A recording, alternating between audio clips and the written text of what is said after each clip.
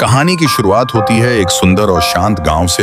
यह गांव हमेशा खुशहाल रहता था। लोग एक दूसरे की मदद करते, हंसते गाते अपनी जिंदगी जीते। इसी गांव में रहता था हमारा हीरो राय स्टार। लेकिन राय स्टार कोई आम लड़का नहीं था। वो एक ईमानदार और निडर पुलिस ऑफिसर था जो सच के लिए अपनी जान भी दांव पर लगा देता। हर गांव वाले को उस पर गर्व था। कहानी में मोड़ तब आता है जब हम मिलते हैं एक ऐसे शख्स से जिसका नाम ही लोगों की रगों में सर्द डर फैला देता था। शैतान का बेटा ज़ॉम्बी समुराई। वो एक सुनसान और भयानक जंगल में रहता था। उसके बारे में कई अफवाहें थीं कि वह लोगों को जिंदा जलाकर मारता है। हर कोई उससे डरता था, लेकिन एक इंसान था जो कभी नहीं डरा, और वो था राय स्टार। एक रात एक गांव वाला जंगल के पास से गुजर रहा था। उसे एक जगह बहुत सारा सोना पड़ा दिखता है। लालच उसके कदम खींच लेता है। वो धीरे धीरे अंदर जाता है और जैसे ही वो सोने को छूता है, अचानक धुआं छा जाता है और उसी धुएं के बीच से एक डरावनी आवाज आती है, तू आ गया अपनी मौत लेकर। ज़ॉम्बी समुराई अपने भयानक दिखने वाले गुंडों के साथ सामने आता है। उसके चेहरे पर एक ठंडी खौफनाक मुस्कान। जला दो इसे। अगले ही पल उस आदमी की चीखें अंधेरे में गूंज उठती हैं। उसे जिंदा जला दिया जाता है। अगली सुबह गांव के पास उस आदमी की जली हुई लाश मिलती है। डरे सहमे लोग राय स्टार को बुलाते हैं।